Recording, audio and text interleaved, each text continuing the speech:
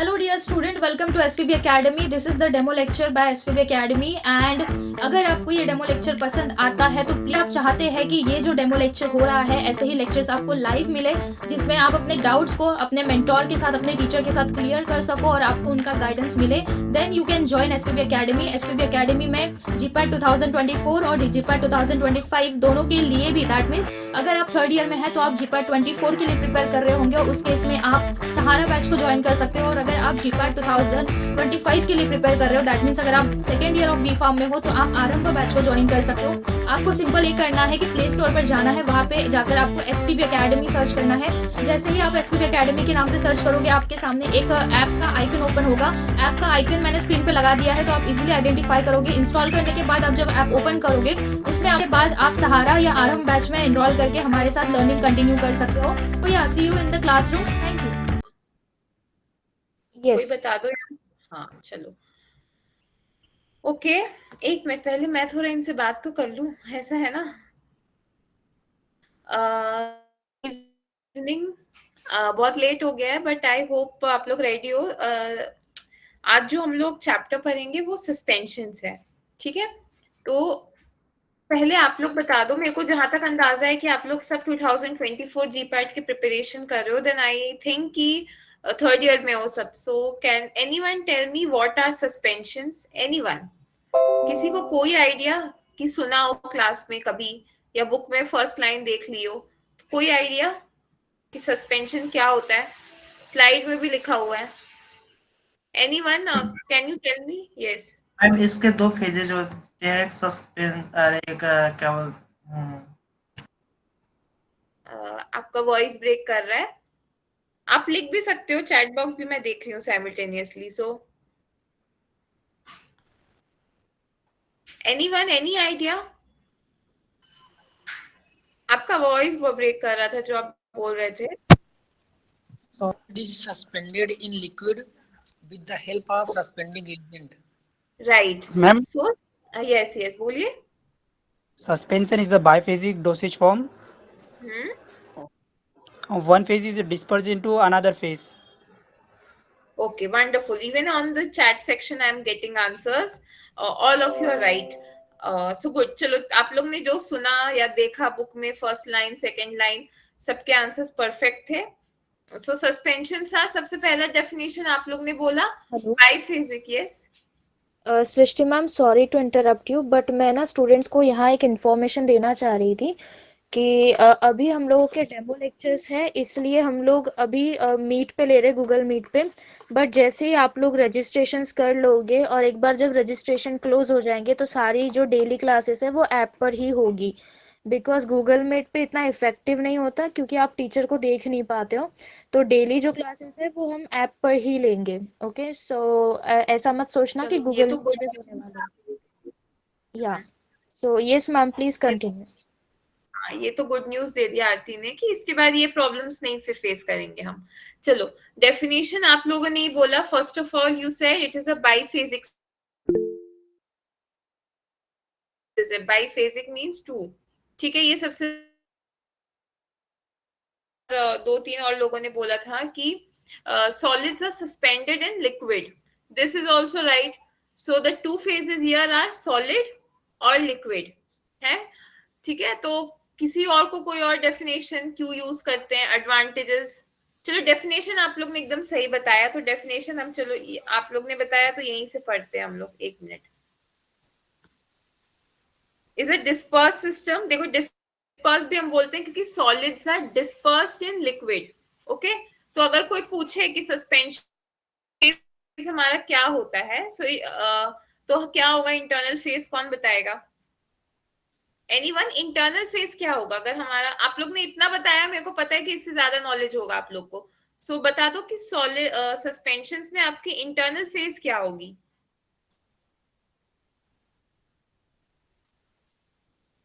Hello,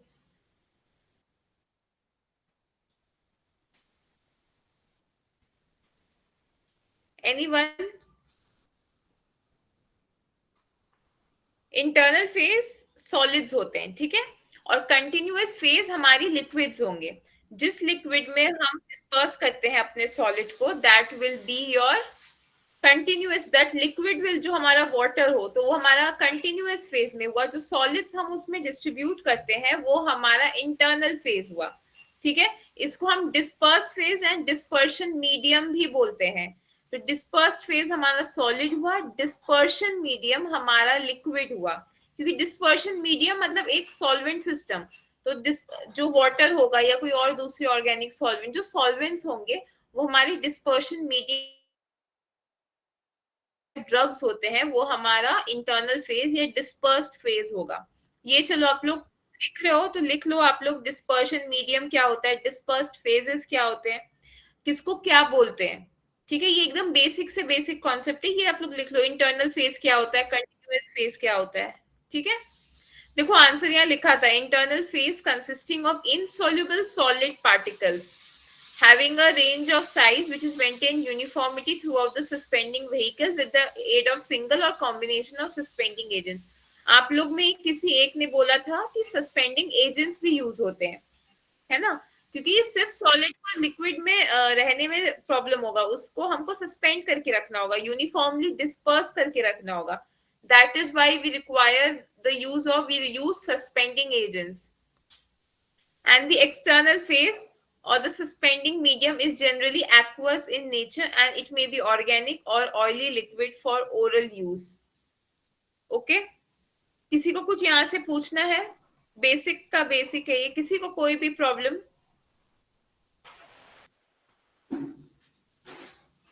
okay, नहीं है तो नो प्रॉब्लम, आगे बढ़ते हैं। एक मिनट, हाँ। So the term dispersed system, see suspensions and इसका एक भाई है emulsion. These both are biphasic dispersed systems. Okay, both suspensions and emulsions. इसको हम बोलते हैं biphasic systems. Emulsions भी. अब चलो emulsion का बात आया, कौन बताएगा what are emulsions? Ma'am emulsion liquid dosage form. Liquid dosage form, ठीक है। उसमें क्या phases होते हैं, दो phases के नाम? Biphasic dosage form. हाँ, oil और दूसरा oil in water and water in oil. Water in oil, हाँ ठीक Yes, है। ma'am. तो दो फेजेस हमारे हो गए, ऑयल और वाटर, और इन दोनों में डिफरेंस क्या हुआ सस्पेंशन और इमल्शन में? मैम इन दोनों में डिफरेंस ये है कि जो इमल्शन होता है उसमें जो दोनों फेज होती है वो लिक्विड में होती है, और जो सस्पेंशन होता है उसमें एक सॉलिड और लिक्विड फॉर्म में होती है। चलो वंडरफुल, आप लोग को मतलब आता है, कोई दिक्कत नहीं कि सस्पेंशन क्या होती है, इमल्शन क्या होती है, आप लोग को डिफरेंसेस पता है, ठीक है। सो अब यहाँ पे इम्पोर्टेंट यहाँ पे आता है कि आपके जीपैट में अगर आप लोग पढ़ना चालू करो तो आपको साइजेस प्रॉपर पता होनी चाहिए कि सस्पेंशन में O/W या W/O/W ये भी एक सिस्टम होती है, इनकी साइजेस कितनी होती है सस्पेंशंस की, ठीक है। कोर्स सस्पेंशन में साइज कितना है, कोलॉइडल सस्पेंशन की साइज कितनी है, सो ये मैंने यहाँ पे मेंशन किया है, ठीक है। ये 1 to 100 माइक्रोमीटर, ठीक है। These are coarse suspension and colloidal suspensions की साइज होगी 0.5 माइक्रोमीटर टू 1 माइक्रोमीटर। तो कोलॉइडल का साइज कोर्स से, कोर्स मतलब क्या है, जिसकी साइज थोड़ी माइक्रोमीटर, कोलॉइडल की होती है 0.5 to 1 माइक्रोमीटर। ये साइजेस जीपैट के लिए इंपॉर्टेंट है, ठीक है। कॉन्सेप्ट तो मैं आपको समझाऊंगी, साथ ही साथ ये भी बताऊंगी कि आपके जीपैट से क्या आ सकता है, कौन से कंफ्यूजिंग एरियाज होते हैं, क्या सारे ऑप्शंस आपको ना सेम दिखेंगे A, B, C, D। तो यहाँ जो साइजेस वाले खेल है ना, यहाँ पे आपको सारे ऑप्शन सेम दिखते हैं। तो ये याद रखना कि माइक्रोमीटर में है तो कभी नैनोमीटर में पूछेगा तो उसको कन्वर्ट करके आपको लिखना होगा, राइट आंसर जीपैट में मार्क करना होगा। तो ये याद रखो, अभी नैनोमीटर में मत करना, क्योंकि फिर आप नैनोमीटर भी याद रखोगे, माइक्रोमीटर भी याद रखोगे, वो नहीं चलेगा। एक याद रखो, जैसा क्वेश्चन आता है वैसा आंसर देना, ठीक है। ये लिख लो भले आप लोग के कॉपी में कि sizes of suspension, course suspension का कितना होता है, कोलॉइडल सस्पेंशन का कितना होता है। तो difference between solution and suspension, ठीक है। सॉल्यूशन क्या होता है, कोई भी चीज जो टोटली डिसॉल्व कर जाए हमारे सॉल्वेंट सिस्टम में, सॉल्वेंट हमारा वाटर भी हो सकता है, कोई ऑर्गेनिक लिक्विड भी हो सकती है, तो उसको हम सॉल्यूशन बोलते हैं। सिंपल एग्जांपल क्या है, शुगर एंड वाटर। शुगर को आप वाटर में डिसॉल्व करो, it will form a solution, ठीक है। वो यूनिफॉर्मली मिक्स हो जाता है, आपको पार्टिकल्स दिखेंगे नहीं। कोर्स सस्पेंशंस में सॉल्युबल होते हैं, वो उसकी दिक्कत। तो जो भी पार्टिकल्स इनसॉल्युबल होंगे उसको हम सस्पेंशन की कैटेगरी में डालते हैं, और जो भी पार्टिकल्स सॉल्युबल होते हैं वो हम सोल्यूशन की कैटेगरी में डालते हैं। तो शुगर हम सबको पता है, ये सबने देखा है, शुगर को पानी में डालो that will be soluble, so that comes under solution and not suspension. ये सारे सॉलिड्स को आप अगर डिसॉल्व करते हो लिक्विड में, it will not form suspension, only insoluble solids he suspension form करते हैं। एंड सस्पेंशन का सबसे अच्छा एग्जांपल क्या है, आप चॉक, ठीक है, चॉक को वाटर में डालो, it will form a suspension, वो डिसॉल्व नहीं होता है, बोलते हैं। तो ये सस्पेंशन से आपको आंखों क्लियरली दिखेगा कि आपके पार्टिकल्स इवनली डिस्ट्रीब्यूटेड है पर वो डिसॉल्व नहीं हो रहे। So those are called suspensions. Now applications, चलो एक दो आप लोग पहले बताओ कि हम लोग सस्पेंशन क्यों यूज करते हैं फार्मास्यूटिक्स में, या हमारा डे टू डे फार्मेसी में सस्पेंशन का क्या यूज है? एक आध दो बता दो आप लोग, इतने लोग हैं। एंटासिड में हाँ, एंटासिड में क्यों करते हैं, मतलब हमारी ड्रग के मतलब क्यों करते हैं? एंटासिड एकदम राइट है, एग्जांपल में आप लिख सकते हो क्यों करते हैं।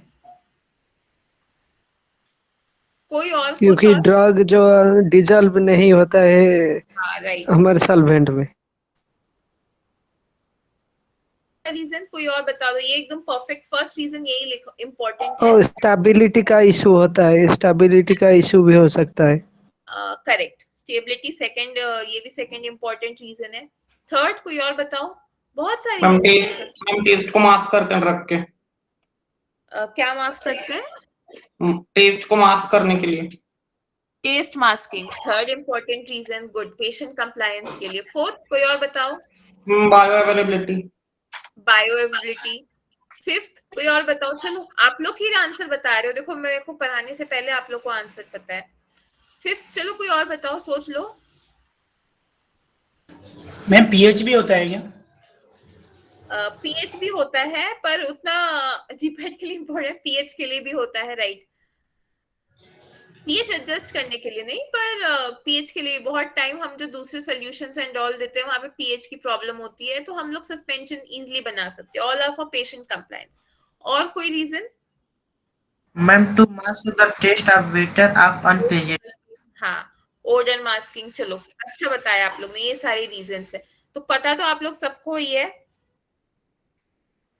चलो यहीं पे सबसे पहला वाला आप लोग ने बताया था, जो ड्रग्स डिसॉल्व नहीं होते उसके लिए हम सस्पेंशन बनाते हैं। सो suspension is usually applicable for drug which is insoluble और पुअरली सॉल्युबल। सबने बता दिया, ये एकदम राइट है। एग्जाम्पल प्रेडनिसोलोन, देखो आपका ये रीजंस आप सबको पता है, गुड। एग्जाम्पल्स भी आपको कहीं कहीं आपको लिखने होते हैं, अगर आप अपने सेमेस्टर के एग्जाम्स में भी देखो, अगर मैं बताऊं तो वहां पे भी आपको एग्जाम्पल लिखने से मार्क्स ज्यादा मिलते हैं, ठीक है। फिर नेक्स्ट हम जाते हैं, use to prevent degradation of drug और टू इम्प्रूव स्टेबिलिटी। सेकेंड आप लोग नहीं बताया था, इम्प्रूव स्टेबिलिटी ऑफ ड्रग, ये एकदम राइट रीजन है। थर्ड, मास्क, टेस्ट मास्किंग और unpleasant drug when formulated in solution form, ये भी एकदम आप लोग नहीं बताया। लास्ट वाला नहीं बताया था, ये can be formulated for topical application, कोई बात नहीं। कैलामाइन लोशन, आप लोग थर्ड ईयर के हो तो आप लोग ने अपने फार्मास्यूटिक्स के लैब में कैलामाइन लोशन बनाया है? किसी ने भी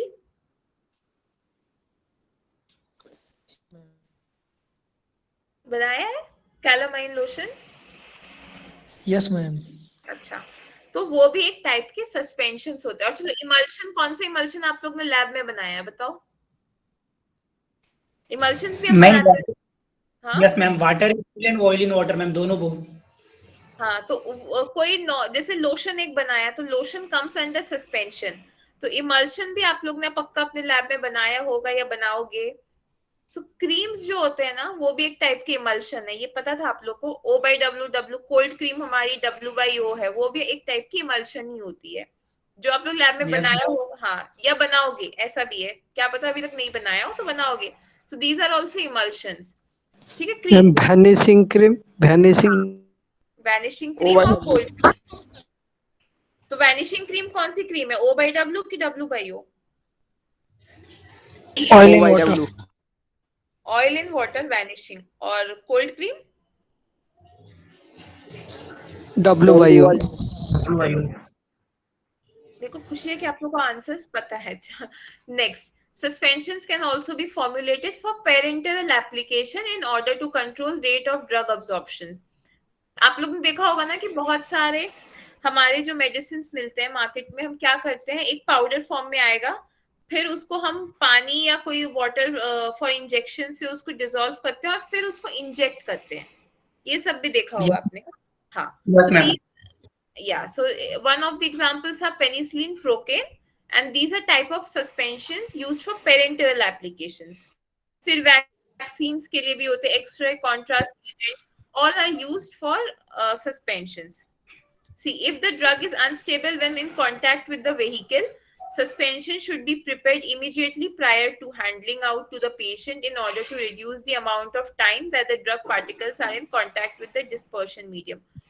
ये कोई मेरे को समझाएगा क्या लिखा है? देख लो एक मिनट के लिए कि ये किस टाइप में पेरेंटरल में यूज होती है, तो ये कब बनता है? Reconstituted powders. हाँ, बहुत टाइम क्या होता है, सपोज आपको ड्रग पानी में ही देना है, पर क्या होता है, हमारी जो ड्रग है वो हाइड्रोलाइसिस के कारण डिग्रेड हो सकती है। हाइड्रोलाइसिस मतलब क्या, वाटर उसको ब्रेक डाउन करेगा ड्रग का स्ट्रक्चर को। इन दैट केस पर हमको पानी में ही देना है, ऑप्शन नहीं है हमारे पास। So what we do, immediately उसको रिकॉन्स्टिट्यूट करते हैं और फिर पेशेंट को दे देते हैं। इस टाइप के भी जो फॉर्मुलेशंस होते हैं इसको हम सस्पेंशन बोलते हैं। कोई कुछ पूछ रहा है? Any question? चलो, अब ये था, मैंने सिर्फ पानी पानी पानी का एग्जांपल दिया, but sometimes there are some non aqueous phases also, okay? So drugs which degrade in aqueous solution may be suspended in a non aqueous phase. जरूरी नहीं कि आप जो कंटिन्यूअस मीडियम या एक्सटर्नल मीडियम लो वो हमेशा वाटर हो, वो आपका ऑर्गेनिक सॉल्वेंट भी हो सकता है, ethanol, methanol, acetate, ethyl acid सब हो सकते हैं। ऑल्दो मैक्सिमम केसेस में हम पानी लेते हैं, but it can be non aqueous also. What are the examples? Tetracycline hydrochloride is suspended in a fractionated coconut oil for ophthalmic use. So what are tetracycline? ये ऐसे ही जनरली मैं पूछ रही हूँ, कौन सी क्लास ऑफ ड्रग है? Ma'am it is ma'am antibiotic type of antibiotic. Right, antibiotic बोल रहे हैं, मेरे लिए उतना काफी है। सो टेट्रासाइक्लिन एंटीबायोटिक्स के अंदर आता है and it is suspended in coconut oil, ठीक है? So oils are non aqueous phases, ठीक है? Lotions containing insoluble solids are formulated to leave a thin coating of medicament on the skin. As the vehicle evaporates, it gives a cooling effect and leaves the solid behind, that is calamine lotion and sulfur lotion. So ये आप लोगों को पता है ना, lotions जो हमने बनाया होगा, आप लोग ने बनाया होगा, सॉरी, कैलामाइन लोशन, ये सब क्या होता है, ये हमारा जो हम लोशन लगाते हैं उसके बाद उसको एक लेयर सपोज हमने स्किन में लगा दी, ठीक है? इसके बाद क्या होता है, आफ्टर सम टाइम जो वेहिकल है, वेहिकल मतलब यहाँ पे हमारा कंटिन्यूअस मीडियम, मोस्टली हम एक्वस या पानी लेते हैं, बट ऑर्गेनिक भी हो सकता है। सो वेहिकल इवेपोरेट्स मतलब वाटर इवेपोरेट हो जाता है, living behind a cooling effect. Water evaporate हो रहा है स्किन से, स्किन में कूलिंग इफेक्ट आ रही है, और उसके साथ हमारा ड्रग भी हमने टॉपिकली उसमें अप्लाई कर दिया। So the calamine lotion is an example for this. Next application है, हाँ बोलो।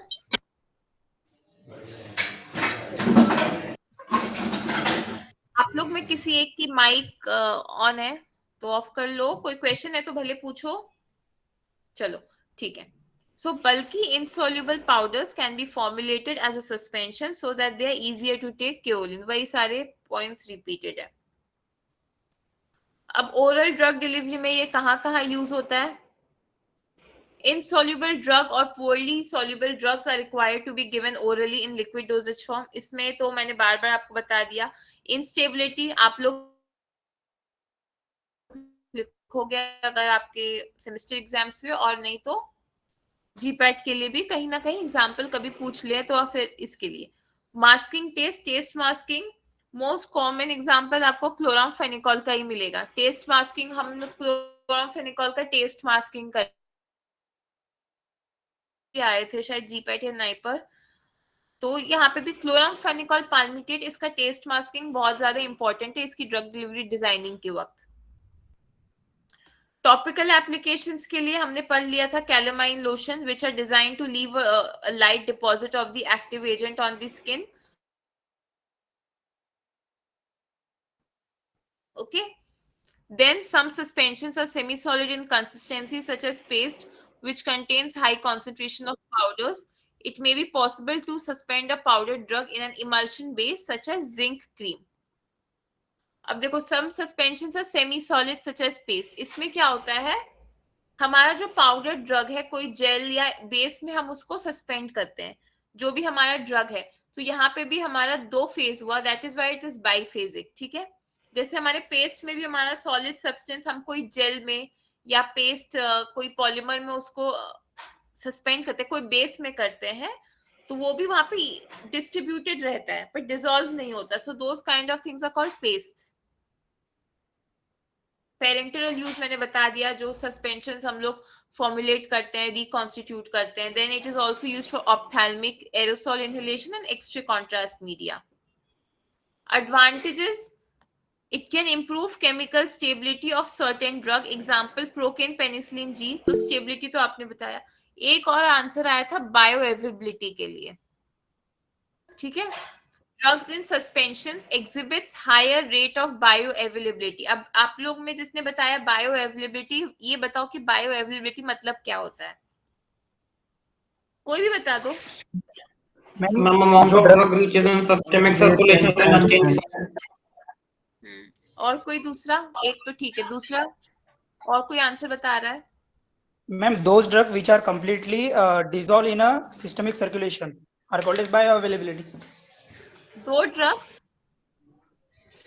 मैम वो ड्रग्स आपने जो कि सिस्टमिक सर्कुलेशन में 100% हाँ, डिसॉल्व हाँ। हो जाती है, दैट इज कॉल्ड हाँ एज हाँ वो हाँ हाँ राइट राइट राइट, आपने वो बोला ना, मेरे को 2 सुनाई दिया, तो मेरे को 2 ड्रग क्या होते हैं। हाँ, so the amount of sorry Rate and extent So of the a drug amount- absorbed into the systemic circulation।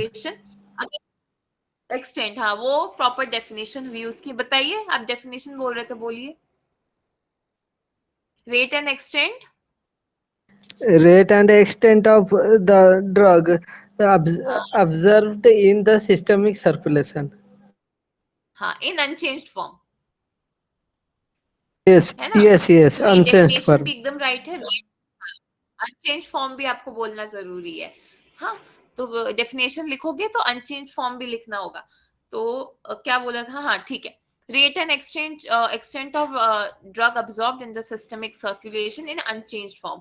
इसका यही मतलब होता है कि हमारा total amount of drug reaching the plasma और systemic circulation in unchanged form.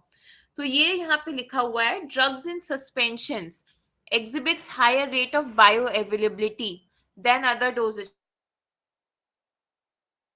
देखो solution का सस्पेंशन से सोल्यूशन का बेटर होता है, सबसे बेस्ट होता है rather bioavailability, then suspension, then capsule, उसके बाद टैबलेट। तो कोई मेरे को बता सकता है कि सस्पेंशन की जो बायोअवेलेबिलिटी है वो सोल्यूशन, मतलब ऐसे ही जनरली मैं पूछ रही हूँ कि यहाँ ऐसा क्यों लिखा है कि सोल्यूशन की जो बायोअवेलेबिलिटी है सस्पेंशन से ज्यादा है, क्यों? डिजोल्यूशन के कारण। हाँ, क्योंकि सोल्यूशन में ड्रग्स डिसॉल्व रहते हैं, एक डिसॉल्व स्टेट में रहते हैं, इसके कारण इसकी बायोअवेलेबिलिटी हमारी सस्पेंशन से ज्यादा है। ठीक है, यस मैम। सस्पेंशन का कैप्सूल से ज्यादा क्यों है? हाँ बताओ बताओ।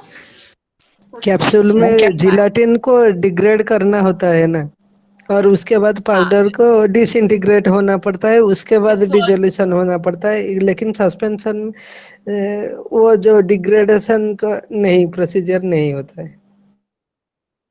हाँ, तो इसमें हमें वो स्टेप्स नहीं क्रॉस करने पाते हैं क्योंकि ड्रग ऑलरेडी सोल्यूशन फॉर्म, मतलब सोल्यूशन डिसॉल्व लिक्विड स्टेट में रहता है। पर कैप्सूल में क्या हमें वेट करना होता है कि जिलेटिन शेल ओपन अप होगा, मतलब ये होगा, मेल्ट होगा, उसके बाद वो अपना ड्रग रिलीज होगा, फिर ड्रग रिलीज होने के बाद वो सॉल्युबल होगा और उसके बाद वो ब्लड में जाएगा। तो ये स्टेप्स सस्पेंशन में नहीं होते हैं, वो डायरेक्टली डिसॉल्व स्टेट में ही रहता है। दैट इज वाई सस्पेंशन की बायो अवेलेबिलिटी कैप्सूल से अच्छी होती है। अब चलो कैप्सूल और कंप्रेस टैबलेट में बताओ, ऐसा क्यों लगता है कि कैप्सूल की बायोअवेलेबिलिटी कंप्रेस टैबलेट से ज्यादा होती है? सोच लो कि कंप्रेस टैबलेट, कभी आप लोग ने कोई भी ब्लैंक कैप्सूल को पानी में रखा है, सिर्फ प्लेन पानी में? ये देखो सब चुप हो गए। बताओ कैप्सूल का कंप्रेस टैबलेट में कैप्सूल की बायोअवेलेबिलिटी टैबलेट से बेटर क्यों होती है? ये जो आप लोग ने लास्ट आंसर बताया ना, उसी से रिलेटेड है। मैम कैप्सूल में ये जो डिसइंटीग्रेशन टाइम। राइट, देखो सही बोल रहे हो आप लोग। कैप्सूल में क्या होता है ना कि हमारा जो जिलेटिन शेल है ना, वो हमारे स्टमक में जाएगा, जीआई फ्लूइड में इजीली वो डिसॉल्व हो जाएगा। किसी ने कैप्सूल को पानी में रख के देखा है कि नहीं? उसको मिनट नहीं लगता है। अगर आप लोग ने कैप्सूल को बहुत देरी आप अपने हाथों में रखोगे ना, 1-2 मिनट, तो आप देखोगे कि वो मॉइस्चर बहुत जल्दी अब्सॉर्ब कर लेता है। हाउएवर कंप्रेस टैबलेट में क्या होता है, टैबलेट को इतना अच्छे से कंप्रेस किया जाता है ना कि उसको डिसॉल्व होने में, अब जैसे डिस्प्रिन है वो तुरंत हो जाएगा, पर जो कंप्रेस्ड हाईली कंप्रेस्ड टैबलेट होते हैं उसको डिसॉल्व होने में हमारी जो स्टमक की डिसोल्यूशन फ्लूइड है उसमें समय लग जाता है। तो कैप्सूल उससे जल्दी करता है वो process. That is why capsule की बायोअवेलेबिलिटी, और जैसे वो जिलेटिन शेल ओपन अप हुआ, साइमल्टेनियसली हमारी ड्रग रिलीज हो जाती है। पर टैबलेट में हमारे इतने एक्सिपिएंट से एक एक करके एक्सिपिएंट के कारण वो ओपन अप होगा, फिर ड्रग रिलीज होगा। तो इसलिए कैप्सूल की प्रोसेस कंपैरेटिवली जल्दी है। अब चलो कंप्रेस्ड और कोटेड टैबलेट में, कंप्रेस्ड की बायोअवेलेबिलिटी कोटेड से अच्छी क्यों होती है? मतलब वो यही स्टेप्स में ही है कि स्टेप इसका ज्यादा टाइम लगता है, इसका कम। तो कोई मेरे को बता दो कंप्रेस्ड की, हाँ बताओ। Yes tell me. जो कोटिंग होता है वो जो लिपोफिलिक होता है जो कि आपकी वॉइस नहीं ब्रेक हो टूटता गई। है। I can't hear you. Anyone else? Why the bio ma'am question एक बार फिर से बोल दीजिए। tablets? Okay. Why the bioavailability of compressed tablets is better than coated tablets? Compressed tablet compress tablet में जो पॉलीमर का लेयर नहीं होता है कोटिंग टैबलेट के मुकाबले में, वो पॉलीमर का लेयर एक्स्ट्रा होने की वजह से वो टाइम लगाता है। ठीक है। Anyone else? Any other reason why the bioavailability of compressed tablets are better than coated tablets? Anyone?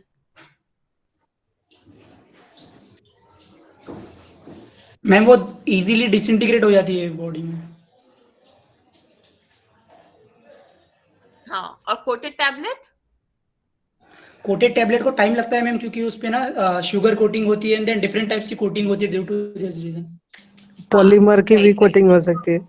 Yes right, enteric coating, sugar coating, film coating. तो इसके वजह से इसकी कोटिंग को, वो भाई कोटिंग डिसॉल्व होगा तब तो फिर वो ड्रग रिलीज करेगा ना, तो इट टेक्स मोर टाइम। तो ये हमारा सीक्वेंस था बायोअवेलेबिलिटी का। तो कभी ये आए कि सोल्यूशन का सस्पेंशन से क्यों बेटर होता है आ जाए, तो आप लोग को समझना होगा कि सोल्यूशन का सस्पेंशन से क्यों बेटर है, फिर कैप्सूल, फिर टैबलेट, फिर coated tablets. Okay, so duration and onset of advantage for suspension and unpleasant taste masking, ये आप लोग ने बार बार बताया है। And example is chloramphenicol palmitate, ये आप लोग बहुत जगह पर होगी। ये जो क्लोरामफेनिकॉल पाल्मिटेट वाला एग्जांपल आपको बहुत चैप्टर्स में मिलेंगे। नाउ डिसएडवांटेज, चलो ये भी आप लोग की बताओगे। आई नो एडवांटेज बता दिया होगा, then you can also answer disadvantage. So tell me what are the disadvantages of suspensions? Anyone? कुछ भी बताओ, एक दो बता दो। Like, नीचे बैठ के रहता है और ना पड़ता है। Okay, one is okay. Second, anyone else? Any other reason? कोई मेरे को बता दो। मैम थेरेपेटिक मतलब Yes, I can't hear you. हाँ बोलो। मैम उसके थेरेपेटिक बताना क्या है मैम, क्वेश्चन क्या है? डिसएडवांटेज ऑफ सस्पेंशन, मतलब क्या क्या डिसएडवांटेज सुनाई, एम आई ऑडिबल? या मैम या डिसएडवांटेज ऑफ सस्पेंशन आपको बतानी है, मतलब एक दो बता दो फिर हम तो पढ़ेंगे ही। मैम इसमें जो Anyone मॉलिक्यूल्स else? मतलब मैम इसमें जो मॉलिक्यूल्स होते हैं मैम वो हाँ। settle down हो जाती है बॉडी। आपका ना वॉइस सिर्फ मॉलिक्यूल्स तक सुनाई दिया, बीच में ब्रेक हो रही थी, फिर से बताओ। चलो आप लोग ने अगर कुछ चैट में लिखा होगा वो भी देख लेती हूँ मैं। Ma'am preventing the aggregation of particle in suspension. Yes, can you repeat? Ma'am preventing the aggregation of particle in a suspension. Okay, preventing aggregation of particles, so sometimes aggregation हो जाता है, this is also a disadvantage, right? Okay, sorry, I was accuracy of हाँ, dosage is less reliable. okay, yes, dose uniformity नहीं होती है, right? Microbial contamination is a chance, तो microbial contamination क्यों होता है? Why are there chances of microbial contamination? One of the phase is water. हाँ, so water में microbial growth की चांसेस ज्यादा होती है, right? Changes in disperse system, difficulty during transportation, Akash, right? Kirti, changes in disperse system, can you elaborate what did you mean from here, changes in disperse system? Kirti, okay, Vikram told me to add sustain or control release tablet in that bioavailability वाला sequence ना, कि किसकी bioavailability ज्यादा होती है। Vikram, you meant that only, no?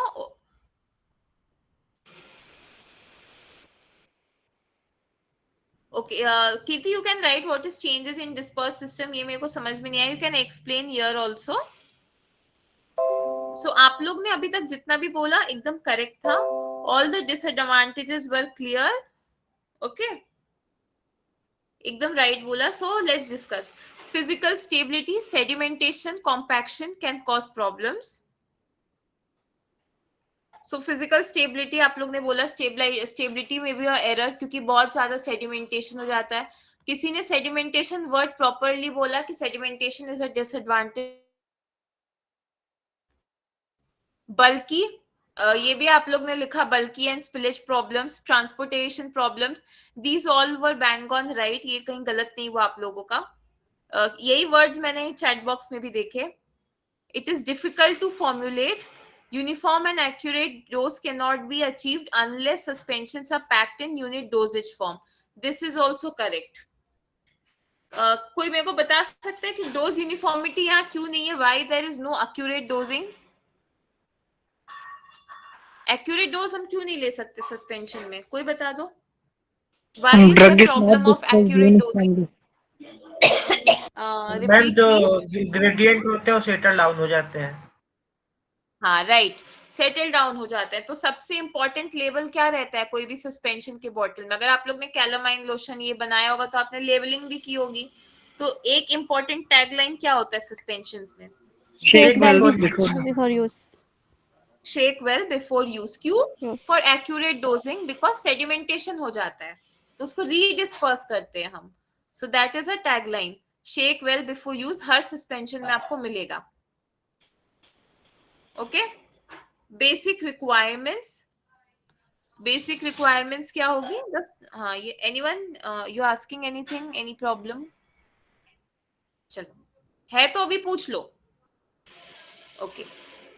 So now basic requirements क्या होगी? The suspended particle should not settle rapidly and sediment produced must be easily resuspended by the use of moderate amount of shaking. Should not settle rapidly. Suspended particles should not settle rapidly. ये तो आप लोग को समझ में आया होगा ना कि अगर हमने बनाया सस्पेंशन और पार्टिकल्स तुरंत नीचे बैठ ही गए तो उसका फायदा क्या हुआ, है ना? सो इट हमेशा वो डिस्पर्स्ड फेज, मतलब डिस्पर्स्ड तरीके से रहना चाहिए. And the sediment produced must be easily resuspended. Like whenever you shake your bottle before use, the drugs must be easily resuspended, कि जितना अमाउंट नीचे है ड्रग का उतना ही ऊपर हो, it must be easily resuspended. So that comes under this is the first basic requirement of suspension. Satisfactory pourability from containers. Anyone? What is the meaning of pourability? Pourability का मतलब क्या है? कि satisfactory pourability from containers मतलब ये basic requirement. आवाज नहीं आई आपकी, फिर से बताओ. Viscosity.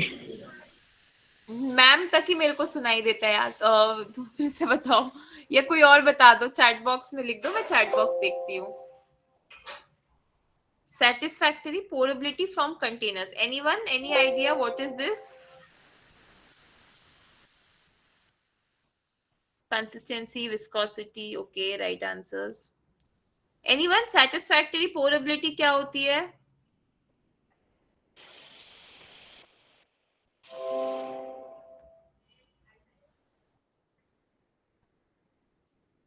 ठीक है, मैं बताती हूँ. Satisfactory pourability मतलब बोतल से जब निकालते हैं ड्रग को उसी हाँ, राइट. हाँ, तो ये हो सकता है कि आपकी ड्रग बहुत ज्यादा, आपकी सोल्यूशन अगर विस्कस हुई तो वो बॉटल से निकलेगी ही नहीं, मतलब बहुत टाइम लगाएगी. तो हम ना सस्पेंशन की रियोलॉजी की भी स्टडी करते हैं, वो हम बाद में भी पढ़ेंगे, अब लेटर स्लाइड्स में लिखी है.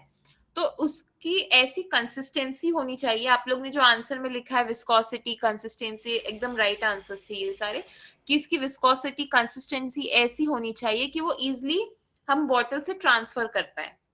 Okay. Should have an elegant, smooth appearance.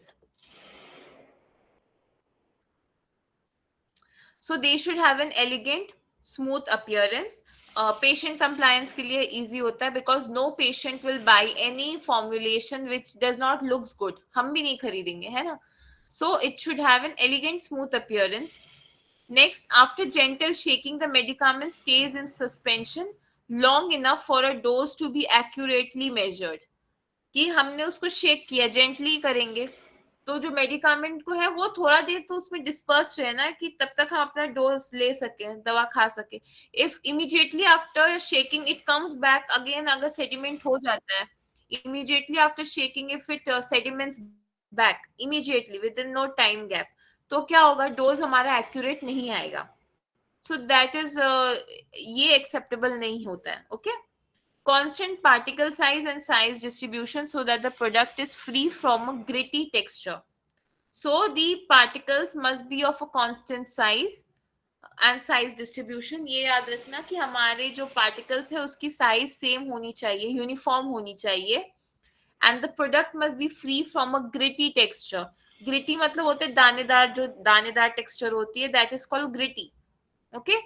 Comparatively free from large particulate matter with acceptable color, odor and taste. So these should, इसमें क्या होती है, हमारा जो साइज उसका बहुत इंपॉर्टेंट है. साइज पे भी हम मतलब बहुत सारे यहाँ पे लेक्चर्स होंगे कि साइज कितनी होनी चाहिए हर चीज की. तो साइज कंपैरेटिवली स्मॉल होना चाहिए और सेम साइज के पार्टिकल्स होने चाहिए. सेम साइज के नहीं होते हैं तो अलग टाइप के प्रॉब्लम्स आते हैं. So that also we will discuss.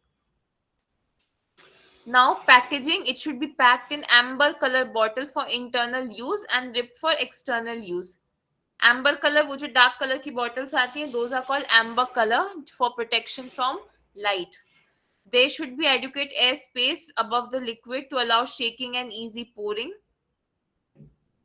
A 5 ml medicine spoon, और ये तो ठीक है, अलग अलग आपका specification. Ideal features क्या होती है? It should be inert. It should effectively preserve the product from light, air and other contamination through shelf life. It should be cheap. Okay, it should effectively deliver the product without any difficulty. ये सब तो बार बार भी आप लोग ने बोला, हमने discuss किया, so no problem in this. Next, should be properly labeled. सबसे important label है shake the bottle well before use. ठीक है. तो यहाँ पे ये आप लोग नहीं बताया कि शेक दी बॉटल वेल बिफोर यूज क्या होता है, क्यों हमें शेक करना होता है. सो ये लेबल इंपॉर्टेंट है.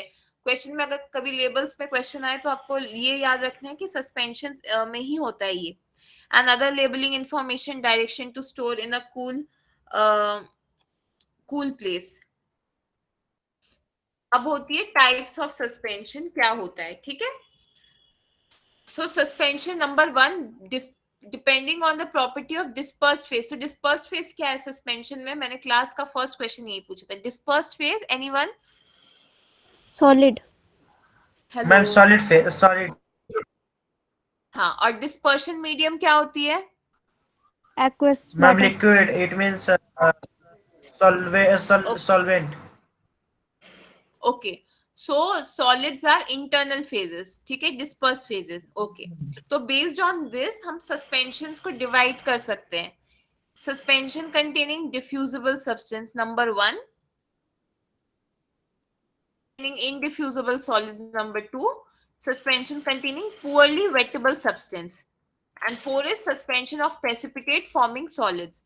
तो ये मैं एक एक करके आपको बताती हूँ क्या होता है, ठीक है. So suspension containing diffusible substances, they contain easily dispersible solids. Diffusible मतलब, डिस्पर्सिबल मतलब क्या? वो इवनली ज्यादा देर डिस्पर्स रह सकता है, मतलब इवनली हर जगह रह पाएगा एक साथ. So they contain easily dispersible solids. ये वर्ड्स जो है ना, अगर आपको नहीं समझ में आ रहा है डिस्पर्सिबल मतलब क्या हुआ, डिफ्यूजिबल मतलब क्या हुआ, so you can ask me right now. Next है दे आर लाइट. लाइट होती है कि अगर वो लाइट नहीं होगा तो वो डिस्पर्स कैसे हुआ? कोई भी अगर हैवी पार्टिकल हुआ तो वो इजिली सेडिमेंट कर सकता है. So they should be light and easily wettable.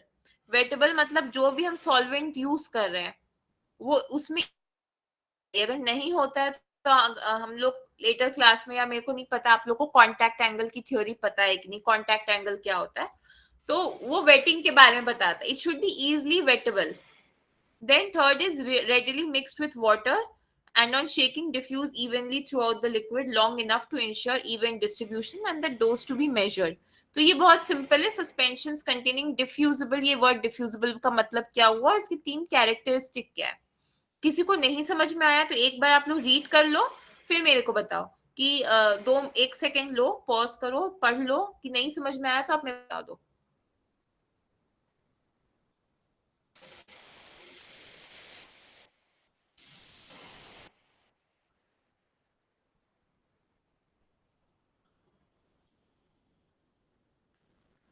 ठीक है, चलो नहीं है तो फिर आप बता सकते हो. So these sediments sufficiently slowly to enable satisfactory dose removal after redispersion. So they sediment sufficiently slowly to enable satisfactory dose removal after में ये यूज होता है. And the examples are light kaolin, magnesium trisilicate and magnesium carbonate. अगर हम ये सब solids को लेकर डिस्पर्स करते हैं तो ये इस टाइप का सस्पेंशन फॉर्म करता है. ये सॉलिड्स इनडिफ्यूजिबल टाइप्स के डिफ्यूजिबल टाइप सॉलिड्स है, ठीक है. ये जो सॉलिड्स है light kaolin, magnesium trisilicate and magnesium carbonate, ठीक है, these are suspension containing diffusible substances. Next आता है हमारा सस्पेंशन कंटेनिंग इनडिफ्यूजिबल सॉलिड्स. तो जो एग्जैक्टली ऑपोजिट जो होगा इसका वही है. So these are insoluble powders and will not remain evenly distributed in a vehicle long enough to ensure. ये जो मैंने बोला था पहले वाले में कि वो जो सॉलिड्स है वो इवनली डिस्ट्रीब्यूट होते हैं लॉन्गर टाइम के लिए, मतलब नहीं लेंगे.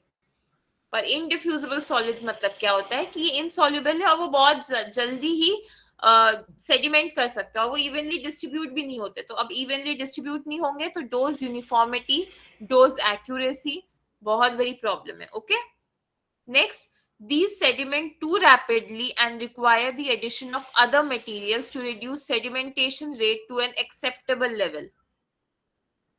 ठीक है, these sediment too rapidly मैंने बता दिया कि बहुत जल्दी इसकी sedimentation rate है and require the addition of other materials to reduce sedimentation. अब ये मेरे को बताओ कि other materials क्या होगा यहाँ पे. ये आप लोग नहीं बताया था डेफिनेशन में. other materials क्या होगा? Suspending agent. Right, suspending agents. तो सस्पेंडिंग एजेंट्स के हेल्प से हम इस अब देखो हमें क्या पता कि हमारा ड्रग कुछ भी हो सकता है, तो वो शायद डिफ्यूजिबल सॉलिड हो या इनडिफ्यूजिबल सॉलिड, पर हमें सस्पेंशन बनानी है तो बनानी है, उसमें तो कुछ नहीं कर सकते। तो अगर इनडिफ्यूजिबल सॉलिड हुआ तो हम उसमें सस्पेंडिंग एजेंट ऐड कर सकते हैं to reduce the sedimentation rate to an acceptable level. ठीक है, सेम ही वही चीज है। अभी थिकनिंग एजेंट काम कैसे करेगा? Increase viscosity to prevent falling down of particles, avoid collision or decrease density of particles, for example zinc oxide calamine। तो कोई मेरे को बताएगा कि अगर हम विस्कोसिटी इंक्रीज कर देते हैं तो हमारी सस्पेंशन स्टेबल कैसे हुई? बताओ। मैम रेट ऑफ सेडिमेंटेशन उसका बढ़ जाएगा, लो हो जाएगा, इसलिए उसको वो स्टेबिलिटी ज्यादा हो जाएगी। हाँ राइट। और अवॉइड कोलिशन और डिक्रीज डेंसिटी, जैसे जैसे पार्टिकल्स अगर कोलिशन ज्यादा हुआ ना तो वो क्लम्प बनाएंगे, क्लम्प बनाएंगे तो उसकी साइज भारी हो जाती है, तो वो नीचे सेडिमेंट हो सकता है, तो हमें कोलिशन अवॉइड करना है। Suspension containing poorly wettable substance. हाँ बोलो बोलो बोलो बोलो, क्या क्वेश्चन है? Anyone, any doubt? You can ask me right now, क्योंकि ये टाइम देखो फिर नहीं मिलेगा आप लोगों को, क्योंकि जीपैट की सिलेबस ज्यादा है ना, तो बार बार एक बार कॉन्सेप्ट क्लियर कर लो और फिर जब एग्जाम आएगा तो आप लोग रिवाइज कर लेना, पर कॉन्सेप्ट अभी क्लियर कर लो, है ना। चलो, so suspensions containing poorly wettable substance, these particles are both interfacial tension between particles and water is high। ठीक है, इंटरफेशियल टेंशन मतलब कोई किसी को पता है क्या होता है इंटरफेशियल टेंशन?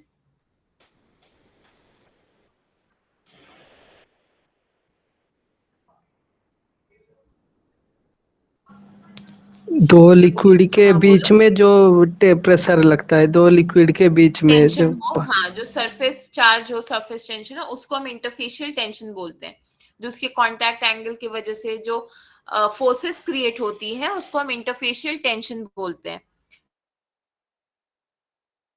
दो solid, solid liquid, solid air, ये सब के बीच में जो भी होता है उसके इंटरफेशियल टेंशन बोलते हैं।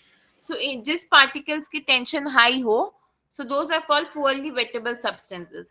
एंड वेटिंग एजेंट्स हम यूज करते हैं to decrease interfacial tension, and बहुत कॉमन एग्जांपल है surfactants. Next is suspensions of precipitate forming solids. Resinous material when mixed with water become precipitated.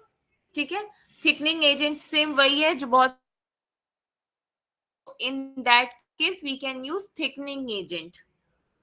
Bentonite tincture, toluene tincture are the examples. Now ये suspension की theory. Physical stability को, physical stability of suspension बहुत ज्यादा important होती है। ठीक है, कि हमारा जो पार्टिकल्स है वो सेडिमेंट नहीं करना चाहिए इतना easily, it should not sediment, वरना उसकी स्टेबिलिटी फिर क्या ही मतलब हुआ कि हम, कोई मतलब ही नहीं होगा। तो उसकी जो सेडिमेंटेशन रेट होनी चाहिए हमारे पार्टिकल्स से वो हमेशा कम होनी चाहिए, सेडिमेंटेशन रेट। सो सेडिमेंटेशन रेट की एक थ्योरी है, adhesive forces, consistency, shake. Okay, मैं वही देख रही थी कि किसी को कोई डाउट या क्वेश्चन है। सो ओके, सस्पेंशन थ्योरी, तो ये मैंने बता दिया कि सेडिमेंटेशन रेट बहुत कम होनी चाहिए, और इसके रीजंस आप लोग को मैंने अभी समझा दिया, है ना। सो अब इस थ्योरी के पीछे एक लॉ बनी है, Stokes law, and this can be expressed by Stokes equation.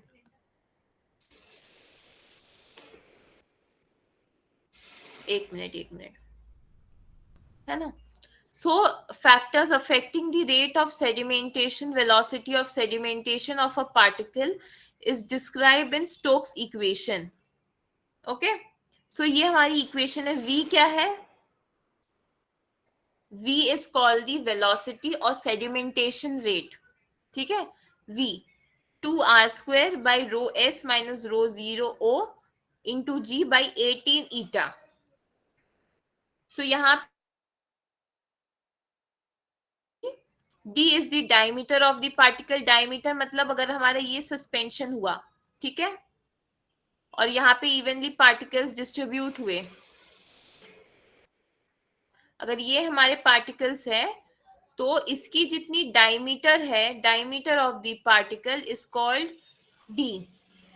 ठीक है, radius of the particle, same radius इसकी डी और आर आप लोग क्लियर रखना, इस पार्टिकल्स का डायमीटर और radius. Rho S means density of dispersed phase. तो यहाँ डेंसिटी ऑफ डिस्पर्स्ड फेज मतलब ये पार्टिकल्स की डेंसिटी को हम यहाँ पे रो एस बोल रहे हैं। रो एस, एस मतलब सॉलिड, रो जीरो या रो ओ मतलब density of dispersion medium. So this will be the water की या जो सॉल्वेंट की डेंसिटी होगी उसको हम रो ओ से डिनोट करते हैं। ठीक है, जी होता है एक्सेलरेशन ड्यू टू ग्रेविटी और ईटा होता है viscosity of disperse medium in poise. सो ये हमारी इक्वेशन है, ये आप लोग याद कर लो, ये बहुत ज्यादा इंपॉर्टेंट है कि सेडिमेंटेशन रेट को हम जब भी बोलते हैं तो उसको Stokes equation is the equation which describes the sedimentation rate of suspensions. Okay, तो अभी मैं बताऊंगी। अच्छा, अभी आप लोग से ही पूछते हैं, तो अगर हमारा जो ये सस्पेंशन हुआ, अगर ये हमारी सस्पेंशन है, तो अगर आप बताओ अगर हमारी विस्कोसिटी ज्यादा होगी, यहाँ पे ईटा मींस विस्कोसिटी, देखो यहाँ लिखा है eta means viscosity of the dispersed medium, मतलब ये जो वाटर की विस्कोसिटी को हम ईटा से डिनोट करते हैं। तो बताओ अगर विस्कोसिटी ज्यादा हुई तो सेडिमेंटेशन रेट पार्टिकल्स का इंक्रीज होगा कि डिक्रीज? एनीवन? डिक्रीज। कम होगा फिर।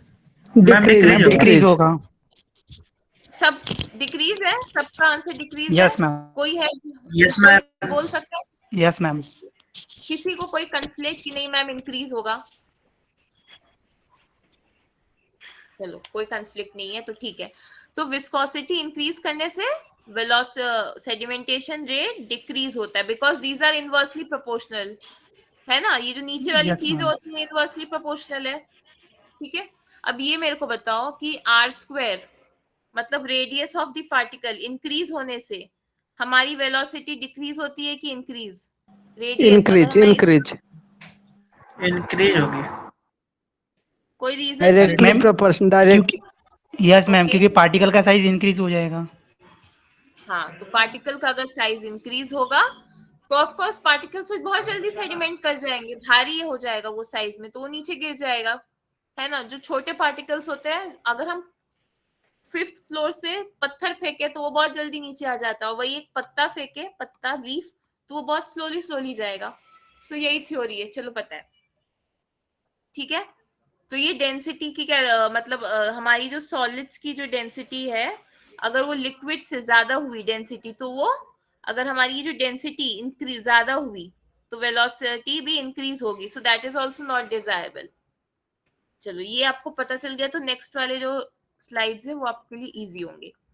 सो a decrease in settling rate in a suspension may be achieved by reducing the size of the particle, increasing the density of the liquid continuous phase, increasing the viscosity of the continuous phase, but greater increase in viscosity may lead to problem in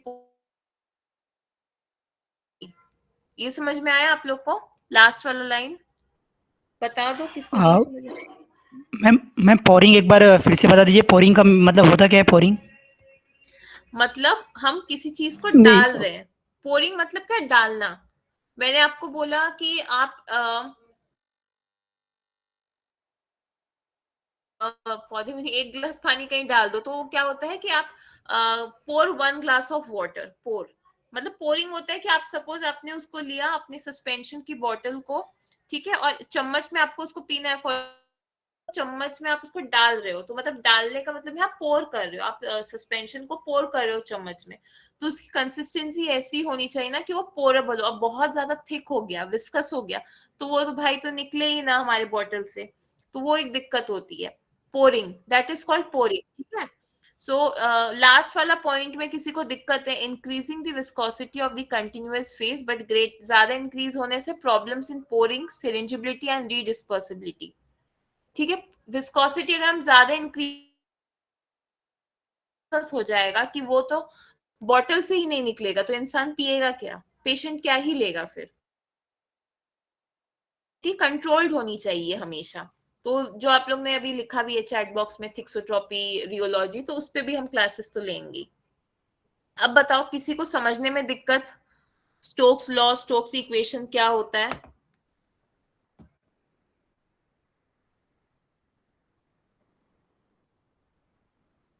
चलो, Stokes law की limitations भी होती है, ठीक है। ये देखो मैंने आपके बुक का स्क्रीनशॉट ही लिया है। कॉन्सेंट्रेशन बहुत ज्यादा इंपॉर्टेंट होती है। अगर हम बहुत ज्यादा कॉन्सेंट्रेटेड सस्पेंशंस बनाएंगे तो वो बहुत इजीली है ना कि एक पार्टिकल दूसरा पार्टिकल के पास जाके कोलाइड करे, अट्रैक्ट, और वो दोनों एक साथ होके नीचे सेडिमेंट हो जाए।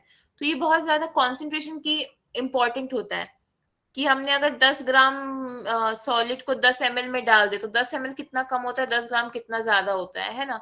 तो उसको अगर हम डिसॉल्व करने मतलब उसमें डाल दे तो वो तो उसकी वो इतना एक पार्टिकल दूसरे पार्टिकल के इतने क्लोज होता है कि वो एक साथ बल्क फॉर्म करके एग्रीगेट फॉर्म करके सेडिमेंट हो जाए। सो स्टोक्स लॉ की सम लिमिटेशन यहीं पे है। Okay, spherical particles in a very dilute suspensions.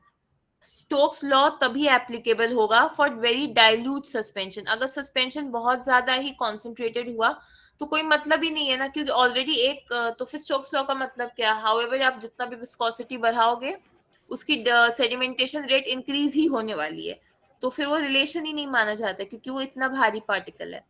Okay, so spherical particles in very dilute solution, और उसकी कॉन्सेंट्रेशन देखो 0.5 to 2 ग्राम पर 100 ml। 100 ml आप सोचो कितना होता है, उसमें 0.5 to 2 ग्राम ही होगा। Then particles which freely settle collision. Collision के बारे में बताया मैंने कि कोलिशन क्या होती है कि एक पार्टिकल दूसरे पार्टिकल का इतना क्लोज होगा तो वो कोलाइड करके तो सेटल होगा ही।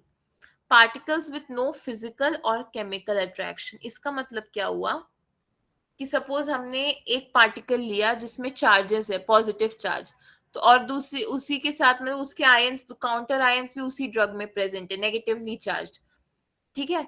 तो क्या होता है कि पॉजिटिव और नेगेटिव चार्ज ये आयंस पास में आएंगे, और वैसे ही अट्रैक्टिव फोर्स के कारण सारे पार्टिकल्स साथ आएंगे, एग्रीगेट फॉर्म करेंगे और सेटल डाउन हो जाएंगे। सो particles, Stokes law is only applicable when particles are present with no physical और chemical attraction। किसी को समझने में कोई भी दिक्कत? No ma'am.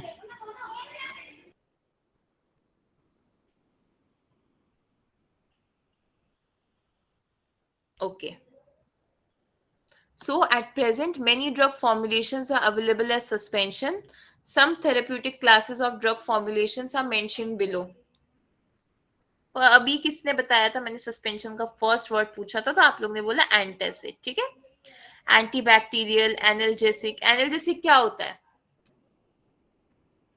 दर्द निवारक। Pain killer. Pain ma'am killer pain killer. पहला, राइट, पेन किलर जो पेन रिलीफ करे, that is called analgesic. Anthelmintic, anticonvulsant, मिर्गी का दौरा कमाने वाला।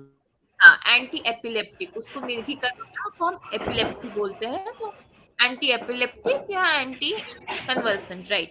एंटी फंगल तो आप लोग बता दोगे, एंटीबायोटिक भी जानते हो।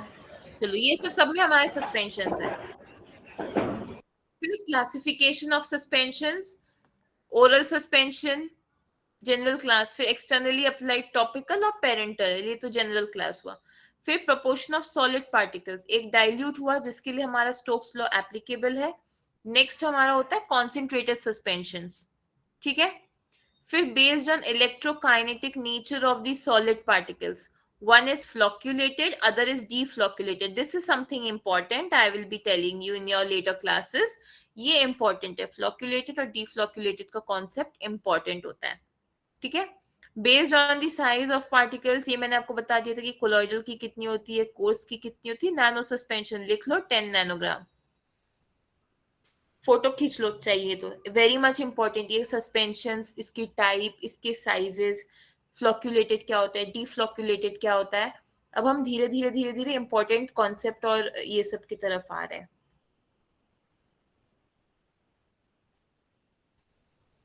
देखो ये सब तो आप लोग को पता है, डाइल्यूट क्या है, कॉन्सेंट्रेटेड क्या है, ये मैंने बता दिया। यहाँ जो electrokinetic nature of solid particles के अंडर आता है flocculated and deflocculated, that is something important. ठीक है, तो फ्लोक्यूलेटेड क्या होता है? Solid suspensions are of two types, one is flocculated, other is deflocculated. So in deflocculated suspension, solids are present as individual particles and also settle independently, forming a hard cake which is difficult to redisperse.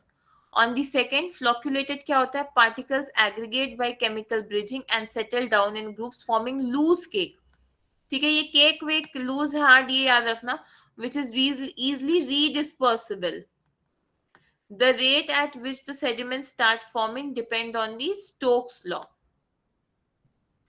फ्लोक्यूलेटेड मतलब क्या होता है? फ्लोक्यूलेटेड मतलब इसमें जो particles है ना, पहले फ्लॉक्स बनेंगे। फ्लॉक मतलब ग्रुप ऑफ पार्टिकल, छोटे छोटे ग्रुप ऑफ पार्टिकल बनेंगे, फिर वो सेटल करते हैं, नीचे की ओर जाते हैं। ठीक है, तो इसमें क्या होता है, जो हमारा जो नीचे केक बनता है या नीचे जो सेटल करके जो मास बनता है वो लूज होता है। हाउएवर डीफ्लोक्यूलेटेड में ना हमारे जो ड्रग्स है ना सेपरेटली एग्जिस्ट कर, एकदम छोटे छोटे छोटे छोटे अलग एग्जिस्ट करते हैं, पर जब वो नीचे सेटल होते हैं ना तो वो केक जो फॉर्म करते हैं वो हार्ड होता है। क्यों? वो इसकी साइज इतनी कम रहती है ना कि कोई वॉइड स्पेस बनता ही नहीं है, कोई वॉइड स्पेस होगा ही नहीं, तो वो हार्ड केक बनेगा। बट फ्लोक्यूलेटेड सस्पेंशन मतलब कि छोटे छोटे फ्लॉक्स, मतलब छोटे छोटे ग्रुप ऑफ पार्टिकल्स नीचे सेटल डाउन करते हैं। इस केस में क्या है, छोटे छोटे पार्टिकल्स जब सेटल होंगे तो उसमें वॉइड स्पेस बनता है, इसके कारण लूज केक बनती है। तो डीफ्लोक्यूलेटेड में रीडिस्पर्सल टफ होता है, डिफिकल्ट होता है, वेयरएज फ्लोक्यूलेटेड में इट इज इजीली रीडिस्पर्सिबल। तो मैं पूछ सकती हूँ कि अगर किसी को इसका मतलब समझ में आया हो, व्हाट इज फ्लोक्यूलेटेड एंड डीफ्लोक्यूलेटेड, तो कौन सा टाइप का सस्पेंशन डिजायरेबल होता है, फ्लोक्यूलेटेड और डीफ्लोक्यूलेटेड? फ्लोक्यूलेटेड। सबका फ्लोक्यूलेटेड, कोई बोले कि ना मेरे को डीफ्लोक्यूलेटेड पसंद है या मैं बनाऊंगा तो डीफ्लोक्यूलेटेड बनेगा। सब एक में ना कि फ्लोक्यूलेटेड बनना चाहिए। ठीक है, फ्लोक्यूलेटेड इज राइट। हाउएवर कोई डायरेक्टली बोल नहीं सकता क्योंकि कि डीफ्लोक्यूलेटेड चाहिए, क्योंकि इसमें एक एडवांटेज क्या है डीफ्लोक्यूलेटेड में कि पार्टिकल्स ना ऐसे सिंगल एग्जिस्ट करते हैं, एकदम सिंगल एग्जिस्ट करेंगे यहाँ पे पार्टिकल एकदम छोटे छोटे, बट यहाँ फ्लोक्यूलेटेड में इतने ग्रुप्स बन जाते हैं, so that is little bit difficult. इसलिए हम डायरेक्टली बोल नहीं सकते कि हमें फ्लोक्यूलेटेड ही चाहिए, है ना। So this is the main difference between deflocculated and flocculated, जो आप लोग ने बोला फ्लोक्यूलेटेड। सो डीफ्लोक्यूलेटेड में प्लेजेंट अपीयरेंस, बिकॉज यहाँ पे पार्टिकल्स इनिशियली बहुत इवनली डिस्ट्रीब्यूट होती है, तो ये अच्छी बात है। फ्लोक्यूलेटेड में somewhat unsightly and clear supernatant clear, क्योंकि यहाँ छोटे छोटे फ्लॉक्स रहेंगे। सुपरनेटेंट रिमेन्स क्लाउडी, क्लाउडी इसलिए सुपरनेटेंट मतलब ऊपर का सेक्शन, क्लाउडी क्योंकि यहाँ इवनली डिस्ट्रीब्यूट हुआ। सुपरनेटेंट इज क्लियर क्योंकि यहाँ पे ये ऑलरेडी सेटल हो चुका है। पार्टिकल्स एक्सपीरियंस रिपल्सिव फोर्सेस, क्योंकि ये पार्टिकल्स इतने छोटे हैं कि यहाँ रिपल्सिव फोर्सेस ज्यादा रहता है। Particle form loose aggregates. Rate of sedimentation is slow, कोई बता देगा? बिकॉज यहाँ लिखा हुआ है the particle size is small. यहाँ पे rate is high as flocks are the collection of small particles. Particles settle independently, पर ये settle जरूर होता है, और यहाँ particles settle as flocks. The sediment is closely packed and form a hard cake. Sediment is loosely packed and form a hard cake. Hard cake cannot be redispersed. ये सबसे बड़ा disadvantage है deflocculated का. It can't be redispersed. But here it is easy to redisperse. Bioavailability high है, bioavailability less है. चलो ये तो यहीं तक था आज।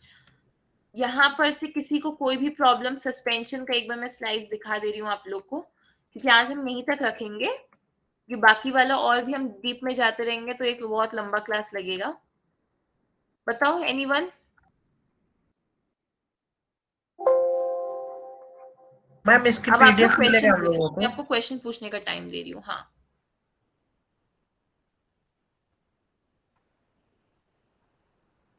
Tell me. तो कहिए। किसी को कोई प्रॉब्लम? एनीवन? नहीं सुनाई दिया मेरे को आपका। मैम पीडीएफ मिलेगा जो आपने ये मतलब अभी हम लोग एनीवन योर हाँ हाँ हाँ मिलेगा। Thank you. Hello hello, am I yes audible Krishna, ma'am? नहीं सुनाई दे रहा आपका आवाज मेरे को। यस मैम, जैसा मेरा मैम क्वेश्चन है कि जीपेड में किस टाइप के क्वेश्चन आएंगे सस्पेंशन से? सस्पेंशन से हेलो। अभी भी चैप्टर, हाँ बता रही हूँ। एक तो देखो बेसिक आ सकता है, जो मैंने बेसिक डिस्कस किया, ये सबसे तो कुछ एक आध तो आता है, मतलब आ सकता है। फिर यहाँ पे डिग्री ऑफ फ्लक्चुएशन, ये जो नेक्स्ट पार्ट में है फ्लक्चुएशंस वाले में, degree of fluctuation, sedimentation parameters, इसमें से जो सबसे इंपॉर्टेंट है स्टोक्स लॉ। यहाँ से क्वेश्चन आते हैं स्टोक्स लॉ से, कि विस्कोसिटी इंक्रीज होगी तो हमारा सेडिमेंटेशन रेट इंक्रीज होना चाहिए या नहीं, या sedimentation rate is valid to Stokes law. ये क्वेश्चन आता है सीधा, 4-5 आपको लॉ दे देंगे, आइडेंटिफाई करना होगा कि सेडिमेंटेशन रेट हमारा किसके लिए वैलिड है। ये क्वेश्चंस आएंगे, है ना। और मैं देखती हूँ, हाँ ये सब आएंगे। बेसिक्स तो आपको ये है कि बेसिक पता होना चाहिए, तो बेसिक अगर आएगा भी तो आप बता दोगे। स्टोक्स लॉ की लिमिटेशन से क्वेश्चन आता है। साइजेस मैंने बताया, साइजेस से कंफ्यूजिंग क्वेश्चंस आते हैं। ऑसवर्ल्ड राइपनिंग, इधर से क्वेश्चन आएगा, क्रिस्टल ग्रोथ वाले। सेडिमेंटेशन के पैरामीटर से क्वेश्चन आते हैं। फिर यस। जीटा पोटेंशियल की आइडियल वैल्यूज कितनी होती है, वहां से आते हैं। स्ट्रक्चर्ड व्हीकल क्या होता है, फिर surfactants, waiting agents, contact angle, कि कांटेक्ट एंगल कितना होना चाहिए प्रॉपर इसके लिए, स्प्रेडिंग कोएफिशिएंट। ये है नेक्स्ट क्लासेस में हम करेंगे ये सारे, तो ये सब इंपॉर्टेंट है। रियोलॉजी पे आते हैं, सस्पेंशंस की रियोलॉजी पे आते हैं। तो क्वेश्चंस तो आते हैं अलग अलग ईयर में, अलग अलग सेक्शन से, पर आते